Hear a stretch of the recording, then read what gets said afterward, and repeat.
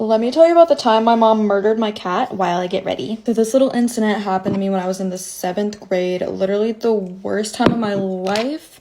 So much shit happened to me. So this story starts off with me waking up after a sleepover at my best friend at the time's house. My mom pulls up, picks me up. This is random, but she ends up hitting their mailbox because their driveway's weird. I don't know. That's besides the point. So we're driving home. At this point, I'm not suspecting anything. Like, everything's chill. Just wait. Just to preface so you don't get confused, I had 2 cats, one named Lisa and one named Otis. Don't ask why the cat's name was Lisa. I didn't name it. I walk in and I see my cat Lisa seizing. Like, this hoe is not good. Obviously, I'm like panicking. I'm like, Mom, what the fuck is happening? My mom is looking so guilty at this point. She says, I gave the cats flea medicine earlier. Like, let me see the medicine. Let me read it. This was dog flea medicine. If you didn't already know this, you cannot put dog flea medicine on cats. It's literal poison. I Googled it to see how serious it was because I didn't know. I was 12. These bitches were gonna die. This medicine was a liquid, like the type you rub into their skin. So my mom grabs a rag, starts rubbing it off of Lisa. While she's doing that, I'm trying to find my boy Otis. Apparently, some cats, when they know they're dying, will hide from their owners so their owners don't have to see it. He would always like to hide in the walls of our basement, so that's where I checked first. Finally found him after like 20 minutes of looking. Otis is reacting the same as Lisa, seizing, just awful. So we do the same thing, rubbing it off of his back. At this point, I'm like, Mom, we need to take him to a vet now. It's like 9 or 10 o'clock at night. I don't know if anyone's open, but we're on our way. I don't remember what exactly happened, but it was either there was nothing open or we couldn't afford it. But my mom ends up turning back around and we go home. At this point, I couldn't do anything. I'm just accepting their fate. I'm so emotionally distraught at this point, so I just go to bed and my mom takes care of the cats all night. The next morning, I wake up to my cat Lisa alive and my cat Otis. I'm assuming the reason why Otis didn't make it and Lisa did was because we couldn't find him for those 20 minutes, so we had the medicine on longer. We ended up burying him the next day. Took me a while to forgive my mom. I don't know what she was thinking, but you live and you learn. Moral of the story, don't be stupid and be careful with your animals. Also, follow me for more crazy story times. I have a lot. Why is my best friend actually in love with my boyfriend? My boyfriend plays soccer, but he's on 2 different club teams, so I don't make it to all his games. But my best friend will text me every time before his game. I don't know how she finds out he has a game, because he said he didn't tell her, like, there's no one else on the team that she knows. And also, he's the only person that's on both the teams. Like, no one else is on both of these club teams. So there would be no one else that she would be asking or going there for. So every time that I say I'm not going to the game, she's there, and he tells me. But, like, she's never been to a game that I'm at. And the weird part is, like, his games, even the home ones, are, like, at least 20 minutes away. And the away ones are even farther. And she goes to the far-ass away ones that I can't make it to. Now, I've known about this for a while since it started, because he's been telling me. But I haven't said anything or done anything about it, because I was like, whatever. Maybe there's another reason she's there. I don't know. She's just bored, needs something to do. But he said that, like, every game, she'll come over and be like, good job, congrats, blah, blah, blah. Or, I'm sorry if they lost, whatever.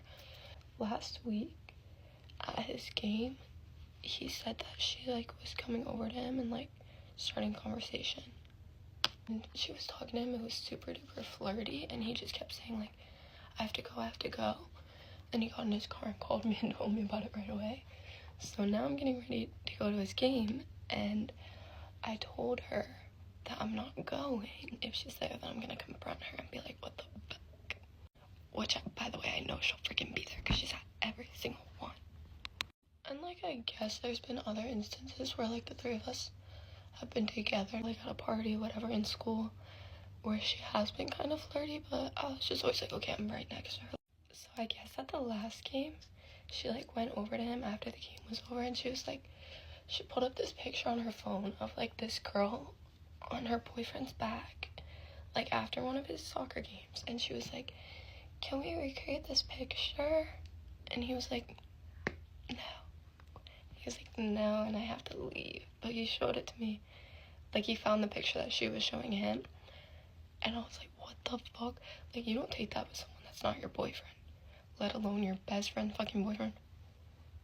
No. But I'm actually excited to go and confront her.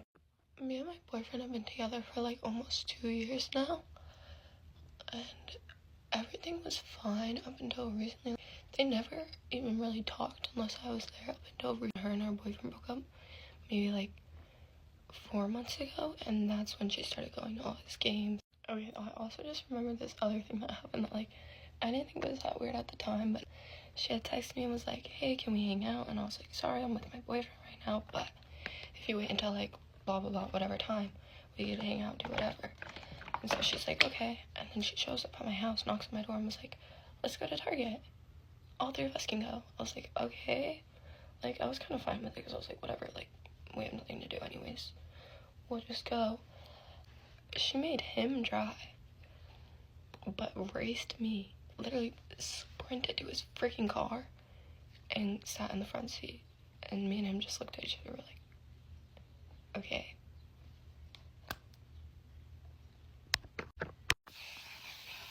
Time to go confront her. I caught my dad cheating on my mom, and when he found out, he tried to choke me. Grab your snacks, grab everything, because this is gonna get juicy. When this happened, it was a Sunday, so my grandma, which is the mom of my dad, she ended up visiting from Mexico, right? And she's a very, very religious lady. So every Sunday, my mom and my brothers and all of us, we would go to church, except for my dad, right? Well, this particular Sunday, I did not feel good, like, at all. I was having fever, I was having cough, you name it. I ended up staying because my grandma was like, you know what, it's okay, like, let her stay.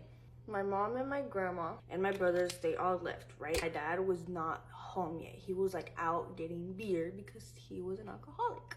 So my dad knew that every Sunday we were gone because we were at church, and we would church for at least like a 1 hour, and then after that we usually go to eat. I heard him get home, and he had his friend with him because he was living with us at this time, this friend, and out of nowhere this woman comes out of the car, and my window, I could see outside, so I was seeing everything. Like, my dad was outside, his friend was outside. This woman was also a girlfriend of one of my uncles at the time, but my uncle was not there. My dad proceeds to compliment her, saying, oh, you're so beautiful, I wish you were my girlfriend.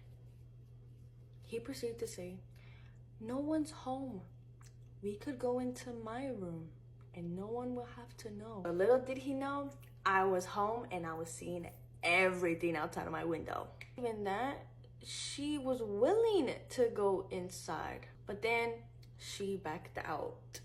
Not only that, but this skank was basically teasing him. She was pulling down her bottoms and showing him, let's say, booty cheeks. I was enraged, okay? Because not only was he doing that shit, but literally my mom was out with his mom, bonding with her. And he proceeded to keep saying little comments like, oh, I wish we could do it in my room, nobody's home, or whatever. Eventually, the woman said, okay. So my dad was like, okay, let me just clean up the room a little bit, and I'll go to the restroom and I'll come back. So me, obviously, I'm not gonna let that happen, of course. So he comes in the restroom, right? And I wait for him to get out of the restroom. And as soon as he gets out, I get out of my room and I start yelling at him. I start telling him, why are you doing that? I'm like cussing him out in Spanish and English, both, because he was bilingual. So I was cursing him out, and y'all should have seen his face. His face was blank, like, holy shit, she heard everything. I'm gonna get in trouble. I was scared because his face, he looked at me like if he really wanted to do something to me. I ran into my room because I couldn't go through the front door or the back door, and I locked it. He ran after me and he was trying to get into my room very forcefully. He almost even broke my door. And eventually I did end up opening the door because he said that he just wanted to talk to me. I was super scared that he was gonna break down my door and do something so much worse. But he did end up talking to me and telling me, oh, like, I'll give you money for you not to tell anything to your mom. And then after I said no, he proceeded to say, well, what you heard was wrong. And then that's when I started cussing him out again. I said, I know what I heard. I was there. Literally, I saw everything through my window. And he even fucking proceed. Bring her inside the house so she can be the one to tell me, no, you're just exaggerating. You never saw anything. Nothing happened. And obviously, I cursed that woman out. Eventually, she did leave because I did not want to fucking talk to her, of course. Tried to play it safe. So I was like, oh yeah, like I'm not gonna tell my mom. Like, yeah. I did that so he could leave me alone. I ended up leaving. Ran away because I was so scared. I ended up calling my mom. She did not pick up because it doesn't matter who's calling her. If she's in church, she's not gonna answer whatsoever. I did end up calling a friend, and that friend did pick me up and took me to her place. Once my mom found out that I was calling her like nonstop, she ended up calling me and she was like, hey, what's wrong? And I did end up telling her like, hey, my dad was doing this. And she said, okay, we'll talk to him. Like, you're gonna be there with me and I'm gonna confront him. So I ended up leaving with my mom. I come into the house with my mom. My dad was laying in bed. He was like, I guess sleeping. And my mom came in and she was like, well, why is she telling me that she caught you cheating and you were trying to do something with a woman? And obviously he did not react good. As soon as he heard that from my mom, he got up really quick, like jumped at me and tried to choke me. Thank God that my mom pulled me because I don't know what would have happened if he actually got his hands on me. Obviously, my mom and my dad, they went back and forth about what was going on. And the worst part is that after that happened, my mom didn't leave him until like a couple more months after that. I ended up being really mad at my mom for not leaving him. And I never really talked to him after that.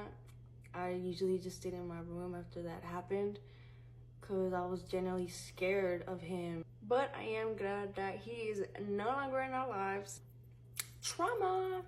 Story time on how I found my bikini pics in my guy best friend's camera roll. So this actually happened last week. So I had been talking to this guy, right? And he goes to the boppiest school in the whole state. Like, boppiest school.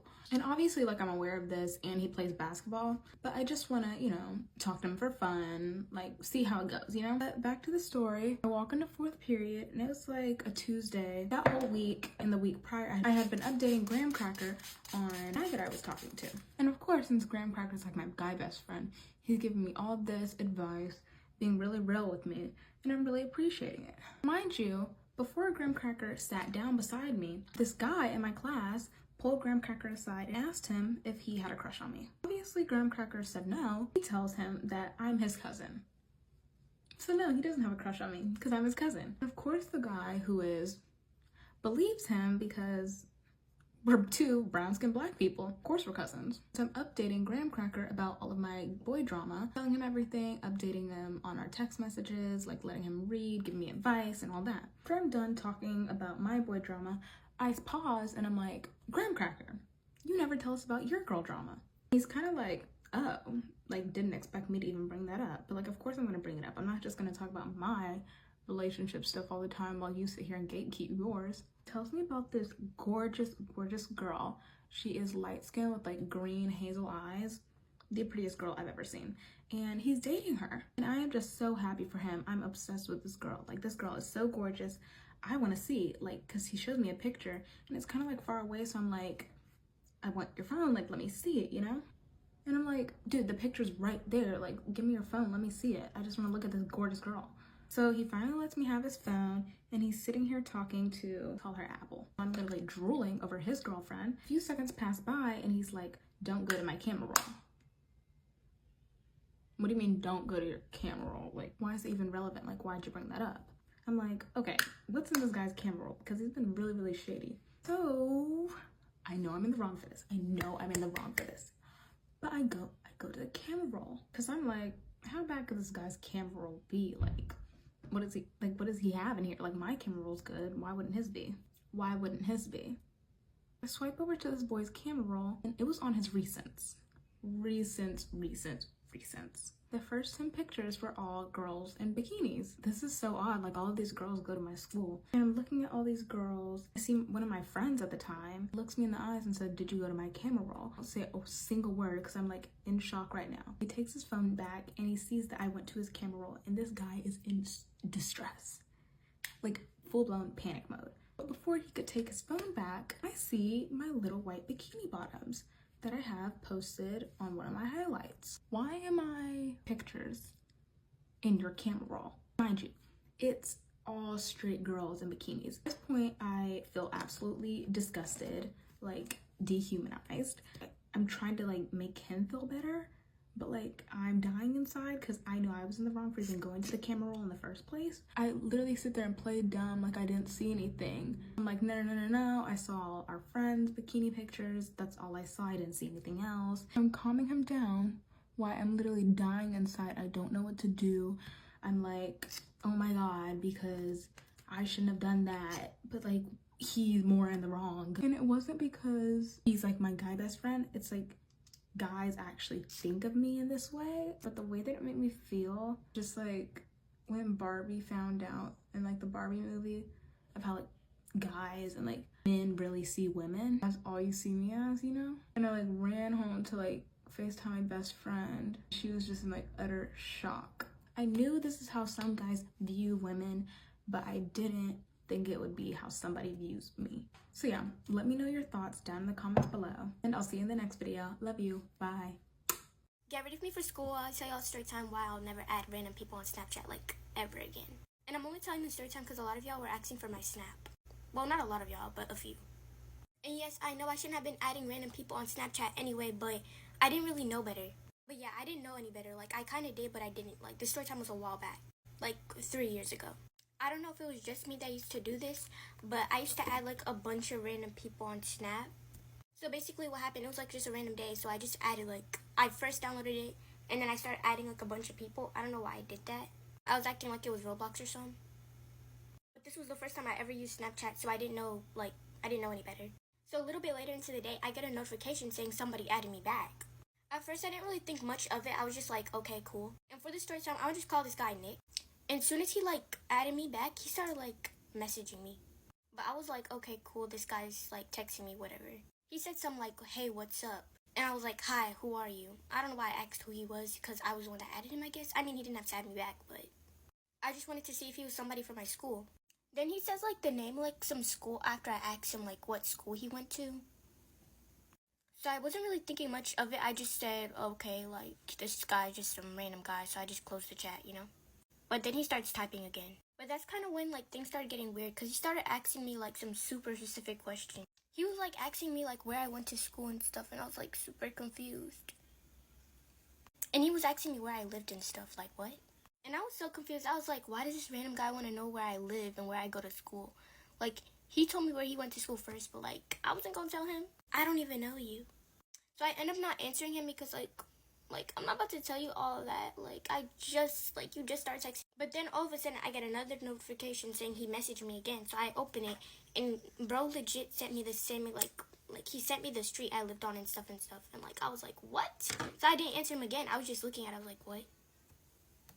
And at the time, I didn't know, like, Snap, like, showed, like, where your location was. So now that I'm looking back at it, that's probably how he knew where I lived. So bro sends me my street and stuff, and like I'm freaking out. I'm like, what? How does he know where I live? So he sends me my address, basically, like my street I live on, And then he's like, is this where you live? And obviously I'm not going to tell him that, so I say no. Then he says, okay, good, because I'm outside right now. I don't know who this man is. Wait, let me get back to my makeup. And if you made it this far into the Get Rid of Me, please, well, /story time, please comment For You page.